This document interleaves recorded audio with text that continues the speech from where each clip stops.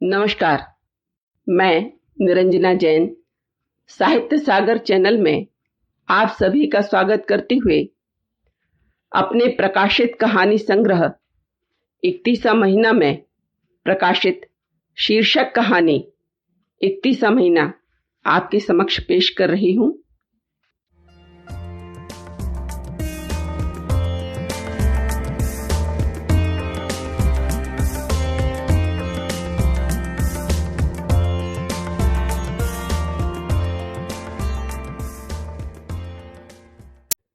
अम्मा जी, जरा छज्जे से खिसक कर कमरे में चली जाओ।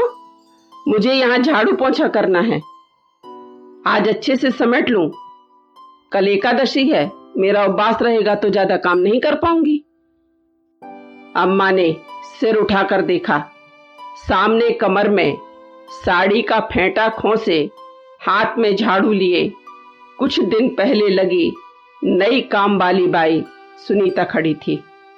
सुनीता की बात सुनकर अम्मा ने धूप में पसरे अपने दोनों पैरों में से दाएं पैर को घुटने से मोड़ा और लकड़ी की तरह अकड़े बाएं पैर को बेबसी भरी नजर से देखते हुए अपने दोनों हाथों की हथेलियां जमीन पर जमा कर पीछे की तरफ खिसकने लगी।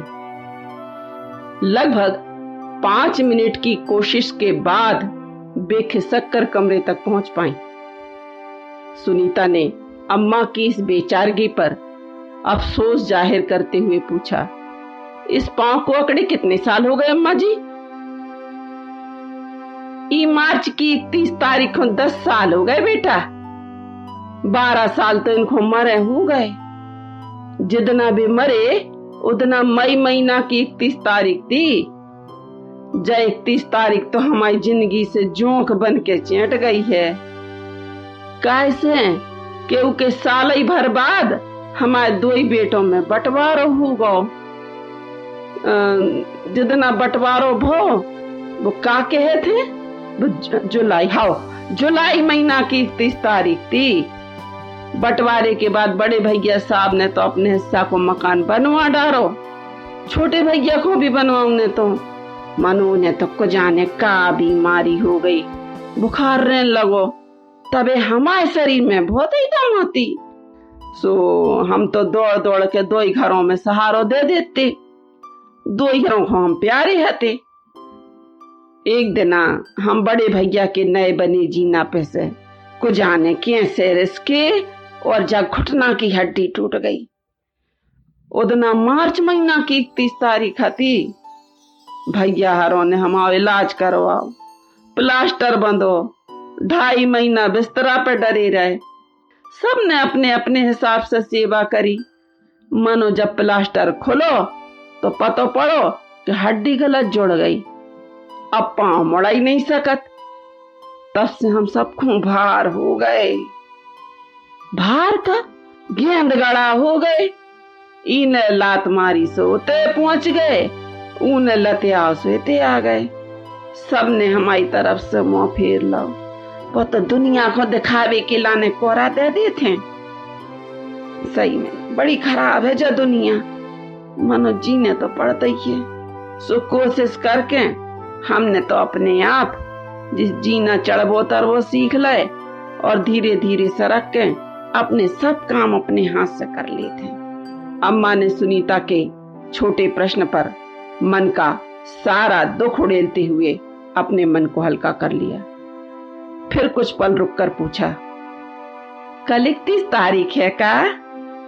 सुनीता कुछ कह पाती इसके पहले ही कमरे में आई छोटी बहू शकुन ने अपने साथ में लाई हुई भोजन की थाली अम्मा जी के सामने लगभग पटकने वाले अंदाज में रखते हुए व्यंग से कहा, हाँ कल है 31 तारीख।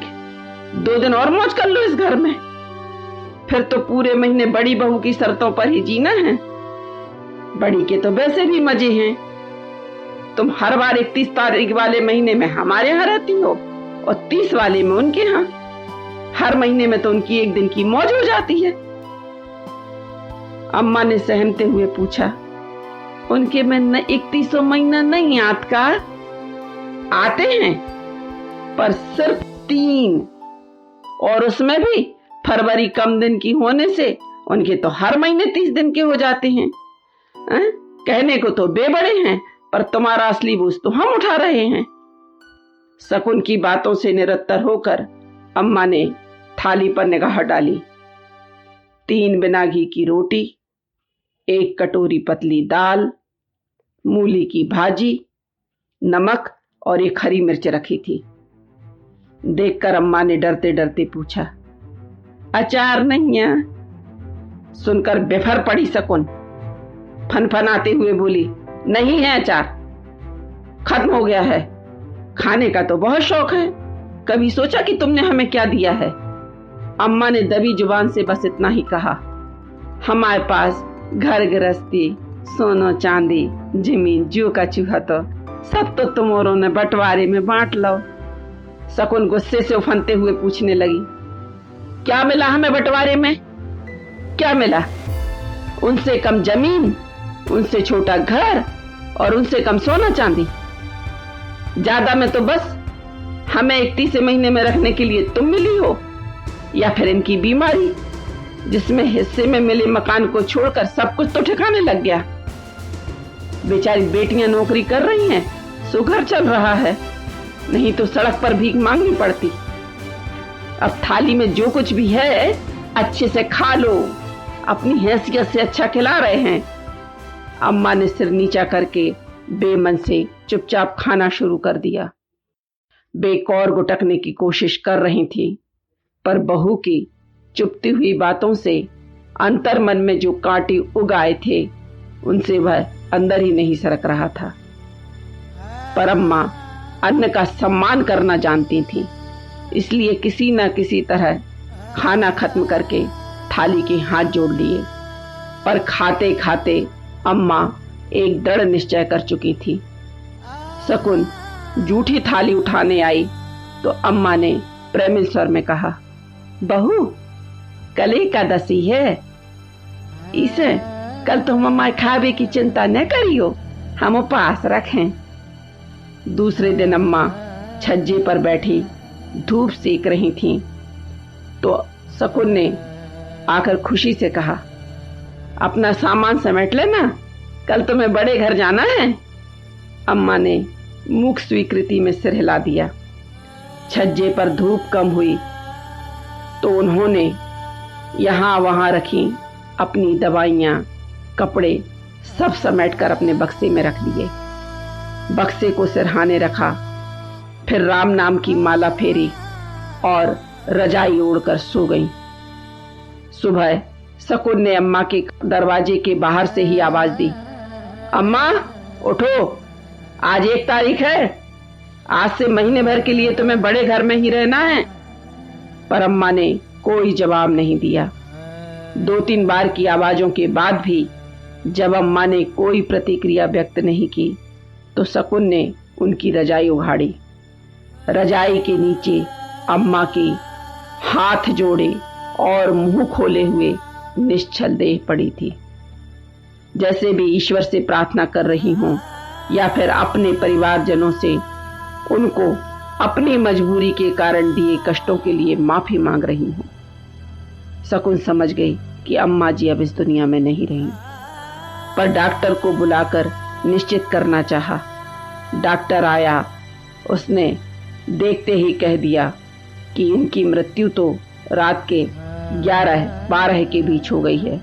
उस समय अक्टूबर की 31 तारीख थी। अगर आपको मेरी यह कहानी 31वां महीना पसंद आई हो तो इसे लाइक कीजिए, शेयर कीजिए और सब्सक्राइब कीजिए। धन्यवाद।